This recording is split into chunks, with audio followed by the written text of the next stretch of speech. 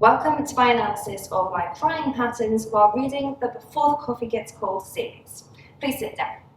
As you can see, I have created a detailed slideshow here breaking down quite how much I cried while reading the whole series so far in the Before the Coffee Gets Cold series by Toshikazu Kawaguchi, which is now 4 books long. These books are set between 2 different time travel cafes in different Japanese cities, but they both follow the same basic rules. And I have made a whole detailed video on this series below, so I won't cover everything again. I will link to that video if you want to go and find out everything you need to know about the series.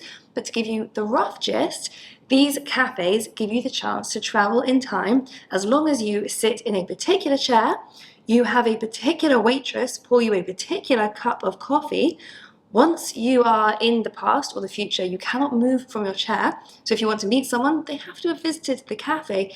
And most importantly, you must return to the present by drinking your whole cup of coffee before it goes cold. Otherwise, you do not even want to know what happens. It's not good. So I'm going to attempt to deliver this presentation to you before my coffee gets cold. Partly because I don't actually drink coffee, so this is for my colleague, and I don't think she would appreciate a cold cup of coffee. Let's begin. So my first slide poses the question, which book made me cry the most? And I will preface this by saying that all of these books made me cry. It is a very moving series. Just ask Sivan Reads on TikTok. She cries a lot at this series, and so do I. But I did break down which book actually made me cry the most. To do this, I went through chapter by chapter, rating how much they made me cry, then I added them all up and discovered a percentage of my time that I spent crying while reading. Do I have too much time on my hands? Some might say. So let's look at these results. The book that made me cry the least, and again that goes without saying, still quite a lot of crying, was book number 2. So this was the one that I coped with the best. Before the Coffee Gets Cold, Tales from the Cafe. While reading this book, I spent a mere 55% of the time crying. That's still quite a lot of crying, isn't it? Next up, we actually have book number 1, the first ever Before the Coffee Gets Cold book, which was instantly one of my favourite books I'd ever read. And while reading this book, I spent 67% of the time crying. At the time, I thought that was a lot. I'm not actually a big book crier. The worst was yet to come. Next up, book number 3, which came out just last year, Before Your Memory Fades. While reading this book, I cried 70% of the time. I was not okay. But that leaves in first place the newest book in the series, Before We Say Goodbye, which just came out. I just finished reading it. And while reading this beautiful pink book, it looks so happy and cheerful, doesn't it? But no, I spent 82% of the time crying. It's a lot of tears. So it is pretty clear that in first place, the book that made me cry the most is Before We Say Goodbye. But let's break down exactly why that was. So what I have done next is gone through chapter by chapter. So let me tell you quickly a little bit more about how these books work. Each one is divided into 4 chapters, and each chapter focuses on a new customer who comes to the cafe to travel in time for a particular reason. And so we meet a lot of people, we learn a lot of very moving stories. There are also overarching storylines across each book and across the whole series. So there are recurring characters, the characters who actually run the cafe. We really get to know and love them and care about them. And a lot of my crying was actually spent on their storylines that run throughout the book.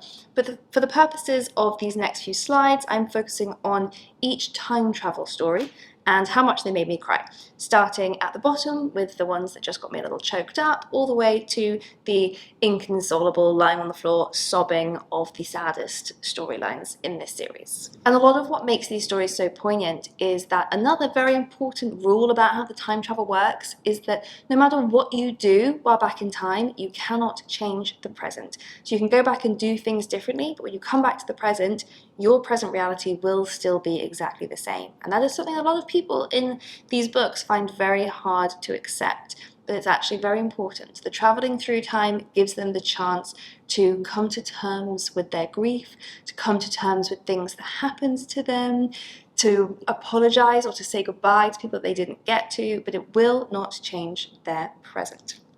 Okay, let's go in. So this first section is the stories that gave me a lump in my throat. I wasn't necessarily spilling tears onto my face, but I was definitely a little choked up right from the beginning.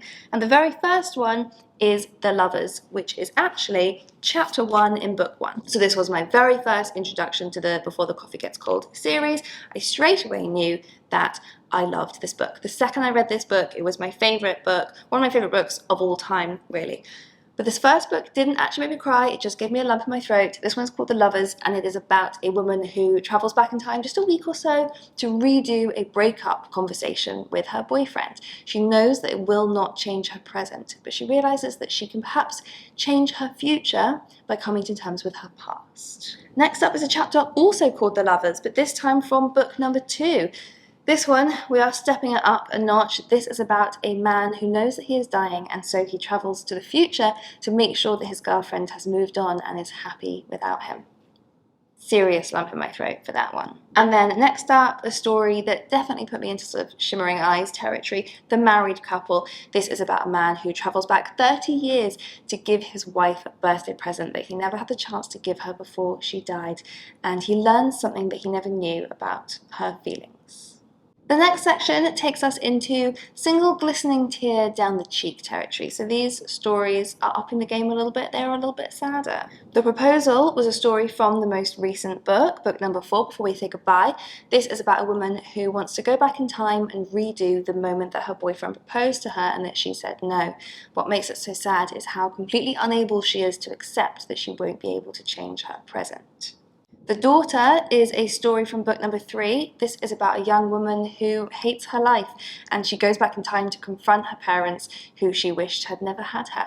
There are actually 2 time travel stories in this one, because then back in the cafe in the present day, she meets a time traveller from the past, and the way that those stories connect together is so gorgeous. And then the next story I have written, oh no, it's happening, because I think the single glistening tear starts to turn into a little bit more than one tear, when I read The Best Friend, which was a chapter, again, from book number 2. This one is about a man who travels back in time to meet his best friend who had died many years before and whose orphaned daughter he has been raising ever since. And this one is all about guilt and shame, and it's a real heart-wrencher. From here on up, we are into the serious waterworks territory. So next we have The Young Man, which is a story from book number 3. This one was actually the last chapter of book number 3, and it's about a man who goes back in time to confess his feelings to the woman that he loves before she goes into surgery, so they give her something to fight for. And this chapter and this book ends on such a lovely philosophical message that I don't want to say too much about because it will give spoilers for what happens in this story, but oh my goodness, did it make those tears spill. The Comedian is also a story from book number 3. That one is about a man who goes back in time to give some good news to his wife, that she died before he had the chance to tell her, and the conversation that they end up having about love and how it lasts after death is so emotional. I feel like I could cry just telling you about it. Mother and Child is a chapter from the first book. This one did break me. This is about a woman who travels into the future. And it's actually the first time that you come across someone traveling into the future instead of the past in the series. She is a pregnant woman and she travels into the future to meet her unborn child who she has realized she will never get the chance to watch growing up. Oh my goodness. Husband and Wife is another terribly sad storyline from book number 1 about a woman who travels back to have a conversation with her husband before he developed Alzheimer's and to learn what his hopes for the future had been. And then last one before we go into my top 5, Mother and Son is a storyline from book number 2, and this is about a man who has given up on life and he travels back in time to have one last conversation with his late mother, and she gives him one last beautiful gift. And now we go into the final section, the top 5 saddest storylines in the series. I have labelled this one, I Am Destroyed. These were the stories that had me lying on the floor, crying my eyes out, mascara everywhere. So, in position number 5, we have The Daughter, which is a storyline from the most recent book. This is about a young woman who wants to go back in time and change the way that she last spoke to her father before he died. She realises that she had not been a very good daughter to him for many years, in fact, and that he had always been trying his best. This one absolutely crushed me to tiny pieces, but it was really lovely, the conversation they end up having. And also this was the final chapter of this most recent book, and the chapter finished on a lovely little twist ending to one of the earlier storylines. So it was just top marks all round. Next we have The Sisters, which was a storyline from book number 1. Anything about sisters does tend to really set me off, and this one is about a woman called Hirai who goes back in time to change the last conversation she had with her sister, who in fact she had refused to see when she last came to visit her, and it turns out that was the last time she had a chance to speak to her before her sister died. So she goes back to change that conversation, even knowing that she can't do anything to prevent her sister's death. And then in place number 3, another one about sisters. This one is called The Sister, and it is a storyline from book number 3. This one is about a younger sister who knew she was going to die, and so travelled into the future to make sure that her older sister had found a way to keep on smiling. Their conversation just absolutely broke me. In second place, we have The Husband, which is a storyline from the most recent book. This is about a man whose wife is in a coma, and he goes back to talk to her before this happened. And all of the stories in this series as a whole are about people using this time travel to kind of find peace and acceptance in their grief, but this one really explored how long-lasting grief is, and this man doesn't really find peace, and so that's why this one had me crying long after I had finished the chapter.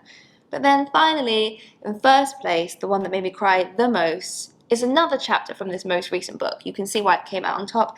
This one is called The Farewell, and it is about someone saying farewell to their dog. Need I say any more? There is nothing sadder. In fact, I actually broke down what triggered all of my crying across different stories, and I found common themes: sisters, smiling when people were trying to give people reasons to keep smiling. I think sometimes when things are really happy, they can make me cry. Regrets, always a devastating topic. Goodbye, people finding ways to say goodbye. Grief, a lot of the stories are about grief. And dog in number 1. So in conclusion, nothing is safe. This series will tear your heart out in the best possible way and then put it back together really beautifully. Put them all out of order now. There you go. So like I said, I do have a whole video breaking down more detail about how these books work, so I will link to that below and here, so you can click through and have a watch of that and learn more about it. But I hope you enjoyed this presentation on why these books made me cry so much, and hopefully it's given you a good guide of what to expect and how much crying you should prepare for. Thank you, goodbye.